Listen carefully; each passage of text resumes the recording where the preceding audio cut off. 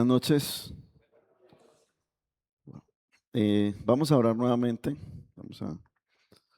Padre Santo, Dios eterno, te damos honor y gloria a ti, Señor, y te damos gracias por que tú has sido bueno, misericordioso, paciente, benigno con cada uno de nosotros. Gracias porque en ese amor tan grande tú enviaste a tu Hijo para venir a morir por los pecados de cada uno de nosotros, para que todo aquel que en Él crea no se pierda, sino que tenga vida eterna. Colocamos nuestras vidas delante de ti, este tiempo en tu presencia, Señor, rogando que aquellos que escuchen el mensaje puedan recibirlo con un corazón dispuesto a entregarlo a ti, Señor, y vivir para ti, Señor. A ti te damos gracias, Señor, y colocamos todo delante de ti en el nombre de Jesús. Amén. Hoy vamos a compartir, gracias, mi hermano, el solo en Cristo hay salvación. Basados en el libro de los Hechos, em, capítulo 4, versículo 12. Y quiero que em, lo leamos en estas dos versiones, en la Reina Valera y la traducción lenguaje actual. Dice, y en ningún otro hay salvación, porque no hay otro nombre bajo el cielo dado a los hombres en que podamos ser salvos. Y la traducción lenguaje actual dice, solo Jesús tiene poder para salvar. Solo Él fue enviado por Dios y en este mundo solo Él tiene poder para salvarnos. Dice, solo Jesús tiene poder para salvar. Solo Él fue enviado por Dios y en este mundo solo Él tiene poder para salvarnos. Dice en esta pequeña introducción, el mundo se encuentra en un momento clave de su historia y antes de Cristo sucedieron muchas cosas que tenían al ser humano en total condenación. Después de Cristo se dio un acontecimiento que cambió la historia del mundo, pero la dureza del corazón del hombre no le ha dejado entender la magnitud de dicho acontecimiento. Y hoy más que nunca necesita reconocer su propia necesidad y cómo puede cambiar su historia personal. Todos tenemos una historia y todos de forma individual tenemos que darle cuentas a Dios, creyentes o no creyentes. Al final se le dará cuentas a Dios y de forma personal. No va a haber, digamos, que uno pueda llamar un testigo para que hable por uno o que alguien pueda llamar a un testigo para que hable en contra de uno. Ya Dios todo lo sabe y Dios es el que va a dar digamos, el veredicto final, nuestro Señor Jesucristo, cuando esté en ese momento, que puede parecer para algunos algo que debe venir rápido, pero creo que aunque nosotros seamos cristianos, estar en la presencia de Dios tiene su cierto grado de reverencia, de temor, cuanto más aquellos que no conocen a Cristo. Y quiero empezar eh, con la palabra salvación, teniendo en cuenta que habíamos leído que en ningún otro hay salvación y solo Jesús tiene poder para salvar. Esa salvación, esa palabra salvación, significa liberación, rescate, seguridad. Y buscando la definición, dice que es la liberación espiritual que Dios otorga al ser humano para rescatarlo del poder del pecado, de sus consecuencias destructivas y de la muerte eterna. Y mire que es rescatar del poder del pecado, pero ese poder tiene unas consecuencias destructivas, pero también lleva a una muerte eterna. Y dice que también es un regalo inmerecido de Dios que restablece la relación entre la humanidad y el Creador. Esa palabra salvación. Y la pregunta es, ¿salvar al hombre por qué? Y es por el pecado. O sea, el Señor vino a salvar al hombre del pecado, porque el pecado conduce a la muerte eterna. Y esa palabra pecado en hebreo y en griego, en el hebreo dice que describe el acto de fallar una meta, desviarse del camino correcto o no cumplir con una obligación moral y ética.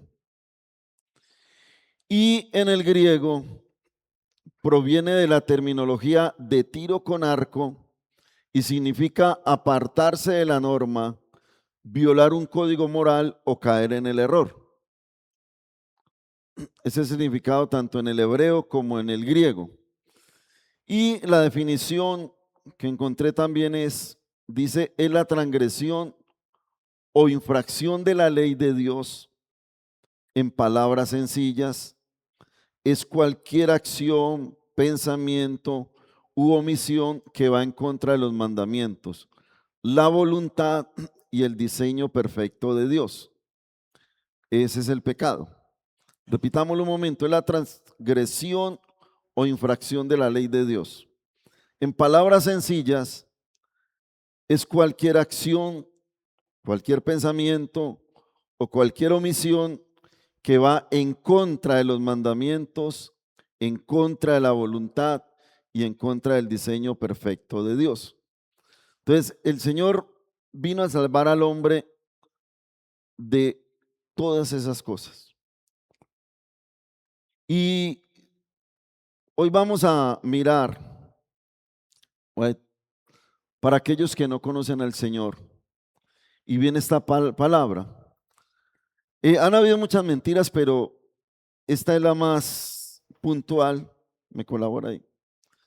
Estas son las dos más puntuales. Siempre ha habido dos grandes mentiras. La primera dice, yo no soy pecador, a nadie le hago mal y siempre he hecho todo correctamente. Y uno se encuentra con muchas personas que dicen eso. Y humanamente viendo el comportamiento de la persona, se dice, sí, es una persona correcta, es una persona que no le hace mal a nadie. Y como dirían en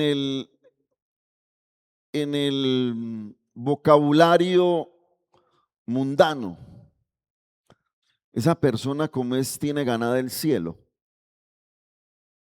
Ese es el comentario que uno escucha, no, esa persona es un alma de Dios. Esa persona se ganó el cielo con eso. Ese es el vocabulario mundano.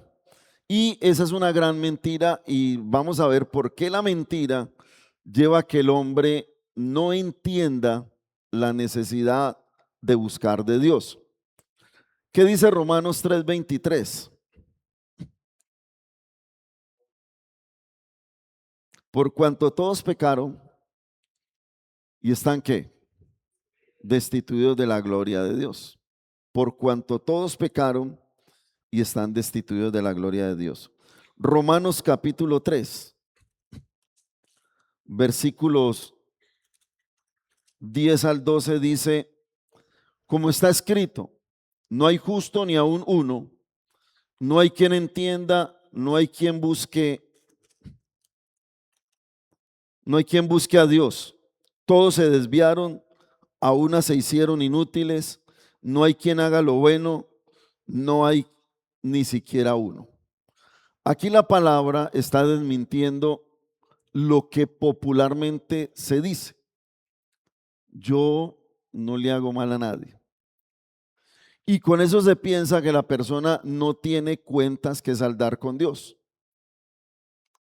El ser humano piensa que por ser bueno, que por ayudar al prójimo, que por ser solidario, que por tener empatía, que por no hacerle daño a otro, ya no tiene por qué rendirle cuentas a Dios. Pero aquí la palabra nos está diciendo que no solamente unos pecaron y no solamente unos están destituidos de la gloria de Dios, sino por cuanto todos pecaron. Y también está diciendo, hay alguno justo, no. No hay justo ni aún uno. Y Romanos 5:12 nos dice, por tanto, como el pecado entró en el mundo por un hombre, y por el pecado la muerte, así la muerte pasó a todos los hombres, por cuanto todos pecaron. O sea, aquí está hablando de todos. O sea, que esa mentira está desvirtuada con la palabra de Dios. Pero desafortunadamente, la gente en sí o dentro de sí mismo piensa que es muy bueno. Y de pronto con tener un poco de búsqueda de Dios, con eso tiene. Puede pensar el ser humano. La otra mentira que siempre escuchamos es que todos somos hijos de Dios. Que todos somos hijos de Dios. Y es algo que se escucha en todo momento. Uno dice, es que yo soy hijo de Dios. Y ahí mismo dice, yo también. Todos somos hijos de Dios. Pero ¿qué dice Juan capítulo 8? Juan capítulo 8, versículo 39 al 44. Dice, respondieron y le dijeron, nuestro padre es Abraham. Jesús les dijo, si fueseis hijos de Abraham, las obras de Abraham haríais. Pero ahora procuráis matarme a mí, hombre que os he hablado la verdad, la cual he oído de Dios. No hizo esto Abraham, vosotros hacéis las obras de vuestro padre. Entonces le dijeron, nosotros no somos nacidos de fornicación, un padre tenemos que es Dios. Ellos estaban seguros. Dice, un padre tenemos y dicen que es Dios. ¿Y qué les dice el Señor?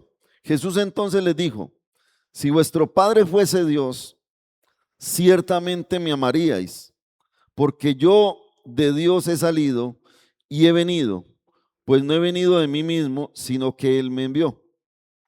¿Por qué no entendéis mi lenguaje? Porque no podéis escuchar mi palabra. Vosotros sois de vuestro padre el diablo, y los deseos de vuestro padre queréis hacer. Él ha sido homicida desde el principio y no ha permanecido en la verdad, porque no hay verdad en él. Cuando habla mentira, de suyo habla, porque es mentiroso y padre de mentira. Mire que esta gente creía, segura, y decían, un padre tenemos y es Dios. Y hoy mucha gente habla con esa seguridad. Todos somos hijos de Dios. Y recuerda que esa mentira se convierte en una verdad intrínseca en la persona, que se cree el cuento.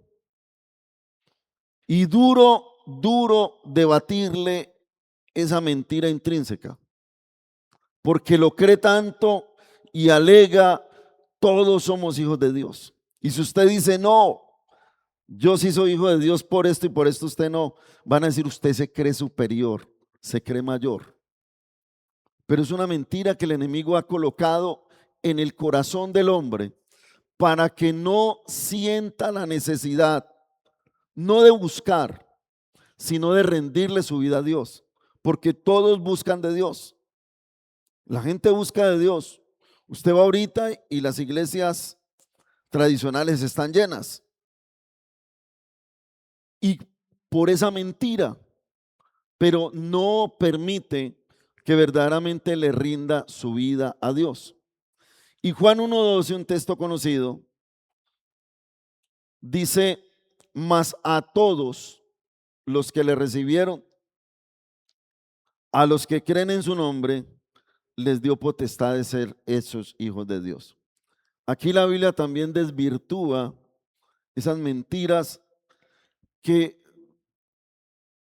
se ha construido o se han construido y cada día han tomado mucha fuerza para que las personas no comprendan, no entiendan que deben de cambiar su rumbo de vida, de que deben entregar su vida al Señor para que esto sea una verdad en la vida de cada uno de ellos, como es una verdad en nosotros, que somos hijos de Dios, pero no por obra y gracia de nosotros mismos, sino porque entendimos que el único camino para esa reconciliación era Jesucristo, que el único camino para recibir esa salvación era Jesucristo, que el único camino para ser adoptados como hijos de Dios era Jesucristo. Ese es el único camino que el hombre debe entender que hay. Pero ahora, cuando dice a los que creen en su nombre, pues la Biblia dice también que los demonios creen y tiemblan. Y esa palabra creer es una palabra griega que significa confiar y tener fe en este caso, en Jesucristo. Y ahí es donde viene la contradicción. Mucha gente dice creer y tiene fe en muchas cosas. Y encuentra muchas salidas para su situación. En este caso es tener fe solamente en Jesucristo. Y es lo que el ser humano debe entender, que creer no basta.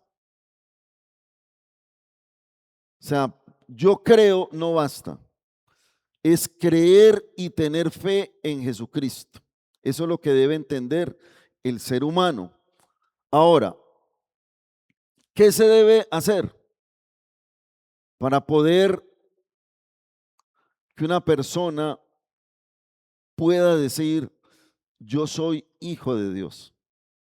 Yo he recibido la salvación. Hechos 3:19 nos dice: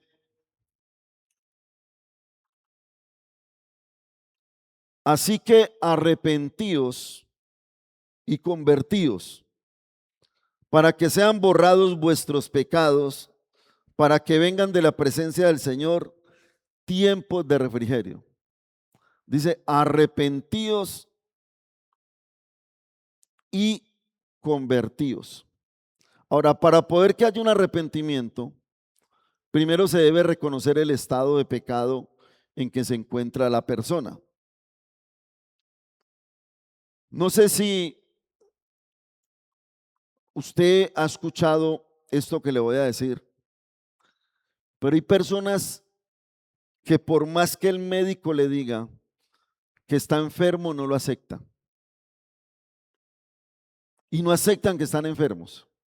Y al no aceptar que están enfermos, pues no se van a tomar la medicina, no van a hacer el tratamiento y su enfermedad cada día va a ser peor.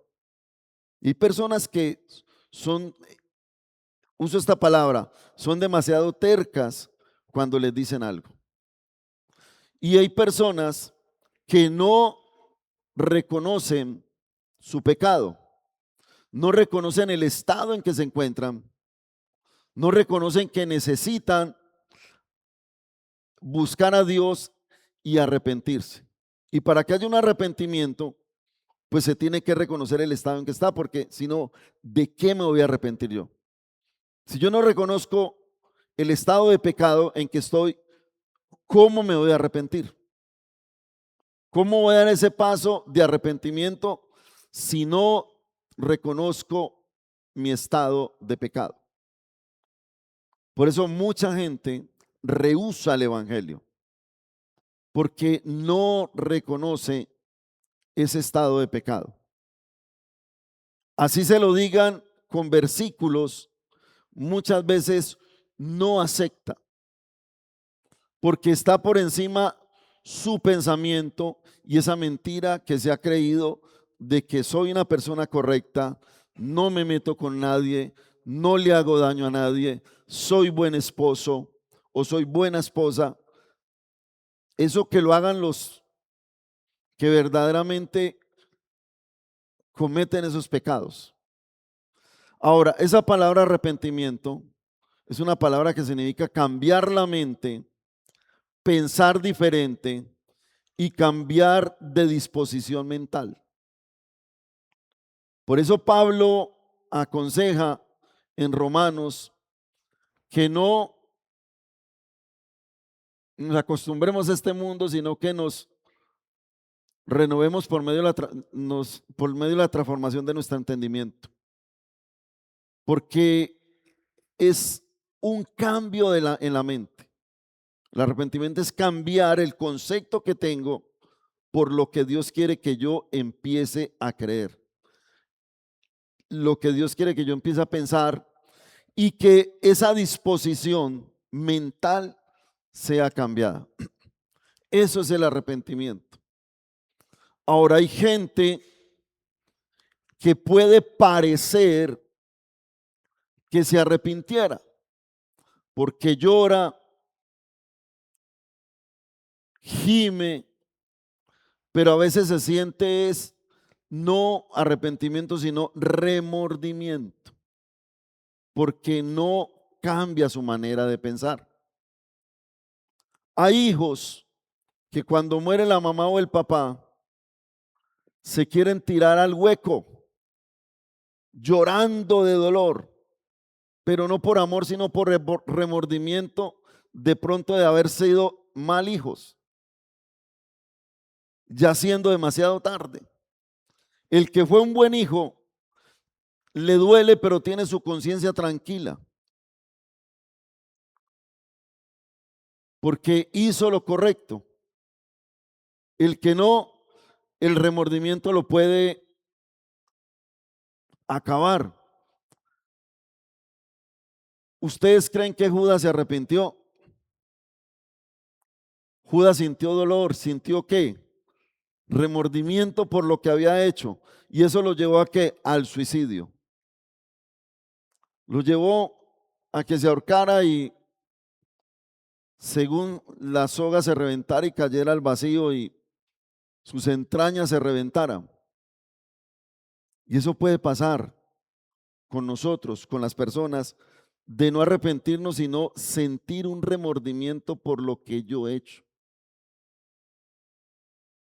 Y se sigue repitiendo. Y quizás con más fuerza, como cuando el esposo le pega a la esposa y le dice, mami, perdóneme, yo no lo vuelvo a hacer. Y cuando se descuida, vuelve y lo hace. Hay no arrepentimiento, sino dolor en el momento, de pronto tristeza, pero vuelve, no hay un cambio en la persona.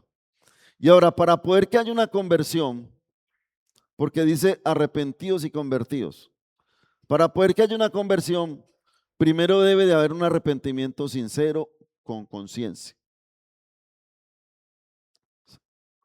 Primero, para arrepentirnos hay que reconocer el pecado, pero para que haya una verdadera conversión, tiene que haber ese arrepentimiento sincero y la persona siendo consciente. Tiene que haber sinceridad para poder que haya esa conversión en la persona. Por eso dice arrepentidos y convertidos. Ahora esa palabra convertir significa retornar hacia, volverse o revertir. O sea, retornar hacia qué. Y el ser humano debe retornar su corazón hacia Dios. Recuerde que Dios creó al hombre y lo hizo a su imagen y semejanza, su especial creación. Pero el hombre le dio la espalda a Dios cuando decidió desobedecer y se ha venido año tras año, siglo tras siglo, milenio tras milenio, el hombre dándole la espalda a Dios. Y Dios pide que el hombre vuelva su corazón a Él. Y es el tiempo, por eso en la introducción decía que el mundo, el ser humano está pasando por un momento único, porque es el tiempo de arrepentirse completamente. Porque lo que está sucediendo muestra que el tiempo se está cortando, que el tiempo se está acabando. ¿Cuándo? No sabemos, pero todo lo que está sucediendo nos muestra que el tiempo cada día es más corto. Y recordemos que para el Señor un día son como 1000 años y 1000 años como un día. Puede ser largo como puede ser cortico en cualquier momento la venida del Señor. Ahora, ¿a quién se debe volver el ser humano y en quién debe creer? ¿Qué nos dice Juan 3:36?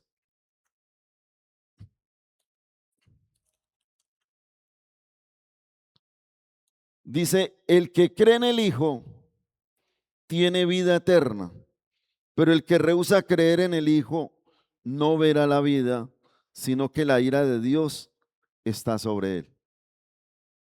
O sea, ¿en quién debe creer? ¿Hacia quién debe volverse el ser humano? No a los ídolos, no a las estatuas, no a cosas que aparentan ser de Dios, pero que no son de Dios. Y dice, el que cree en el Hijo tiene vida eterna. O sea que solo en Cristo hay salvación. En Él está la salvación. Cuando habla de vida eterna, habla de salvación. ¿Qué dice Tito? No Tito Hugo, sino Tito el de la Biblia.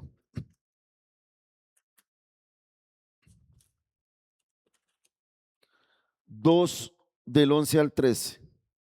Dice, porque la gracia de Dios se ha manifestado para salvación a todos los hombres, enseñándonos que renunciando a la impiedad y a los deseos mundanos, vivamos en este siglo sobria, justa y piadosamente, aguardando la esperanza bienaventurada y la manifestación gloriosa de nuestro gran Dios y Salvador Jesucristo. ¿Por qué se debe creer en Jesucristo? Porque la Biblia dice que Él va a venir y va a salvar completamente a los que han creído en Él, sacarlos de esa incertidumbre que hay en el mundo. Pero cuando Él venga, ya todo esto va a acabar y nosotros esperamos esa venida gloriosa. Sabemos, mientras tanto estamos aquí luchando cada día, peleando cada día, batallando cada día, tratando de seguir adelante, tratando de perseverar y no volver atrás. Pero dice aquí, aguardando la esperanza bienaventurada y la manifestación gloriosa de nuestro gran Dios y Salvador Jesucristo. Y digo la incertidumbre no porque no crea en el Señor, sino porque el Señor mismo dijo, en el mundo tendréis aflicción, pero no temáis, yo he vencido al mundo. Y hay momentos que la lucha se intensifica en nosotros y con lo que vivimos. No sé si de pronto usted ha vivido un momento de desánimo.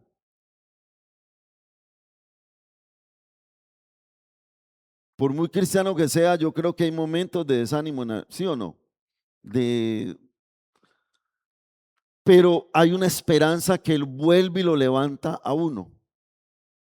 Y es saber que nuestra caminata en este mundo con Dios, con Cristo, no es en vano. Y que Él algún día vendrá y nos levantará. Ahora, cuando digo desánimo, no quiere decir que ha dejado de creer, para que no me malentiendan. Pero uno como ser humano a veces siente desfallecer o de pronto estoy equivocado, pero lo hablo por mí. A veces uno siente desfallecer, pero la fe en Jesucristo hace que uno se levante y siga adelante, siga luchando, siga perseverando. Ahora, Dios quiere que el hombre sea salvo, por eso envió a su Hijo. El hombre debe creer en la obra redentora de Cristo, no en sí mismo, y reconocer que la gracia de Dios es para salvación por medio de Jesucristo. Cuando creemos, sabemos que Dios siempre ha querido que el hombre sea salvo. Siempre ha querido eso. ¿Quién no lo ha querido? El hombre. ¿Quién no lo ha aceptado? El hombre. ¿Quién ha rehusado? El hombre. Pero la misma palabra dice que Él tiene las puertas abiertas para todo aquel que se arrepiente. Dice, porque el que a mí viene, yo no le echo fuera. Y Él quiere que nosotros, que el ser humano crea que la única forma es la obra redentora de Cristo. Es la única forma de recibir la salvación. No hay otro camino, no hay otra forma, no hay otra estrategia, solamente saber y creer en la obra redentora de Cristo. Creer en Él, que Él murió por mí, murió por usted, murió por todos. Y reconocer que esa gracia de Dios es para salvación. Es para salvación. Y yo creo que es lo mejor que puede recibir un ser humano. Lo mejor. Uno recibe regalos, uno recibe aprecio, abrazos y se siente uno súper bien. Pero creo que lo máximo, lo mayor que puede recibir un ser humano es el regalo de la salvación. Es lo máximo. Puede tener todo el lujo que tenga, toda la plata que tenga, o puede estar en la peor condición, pero ese regalo es el mismo tanto para el uno como para el otro. Y es el mejor regalo que puede recibir un ser humano. Y como conclusión, el hombre durante su historia ha buscado la salvación por medio de otros o por sus propios méritos. La palabra de Dios nos enseña que solamente en Cristo hay salvación, porque no hay otro nombre bajo el cielo dado a los hombres en que se pueda recibir la salvación. Y lo leímos al comienzo en Hechos capítulo 5, capítulo 4, versículo 12. Repitámoslo un momentico.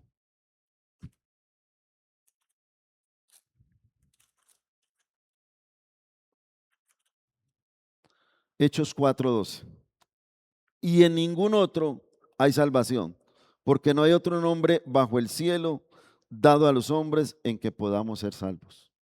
Es el único nombre que se ha dado, que ha sido autorizado para darnos salvación. No hay otro nombre, no hay otra persona, no hay otro medio, no hay otra estrategia que pueda salvar al hombre sino Jesucristo. Y creyendo en su nombre, creyendo en Él, creyendo en su obra redentora, y si alguno no lo ha hecho, hoy es el tiempo de que entienda que el único que le puede dar salvación es Jesucristo. Y ya le expliqué salvación, ¿por qué? ¿Salvación de qué? Por medio de Jesucristo, la salvación que necesita el ser humano. Vamos a orar. Padre Santo, te damos gracias.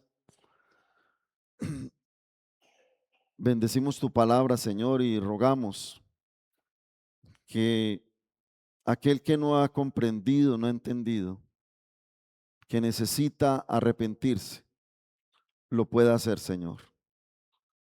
Pueda comprender que no hay justo ni aún uno, que no hay mérito propio para recibir la salvación, que no hay obra humana que pueda salvar al hombre, que el único que puede dar salvación es tu Hijo, Señor.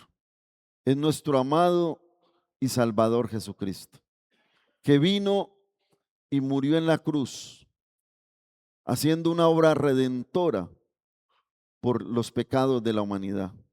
Y que todo aquel que entienda y que crea en el Hijo tendrá vida eterna, Señor.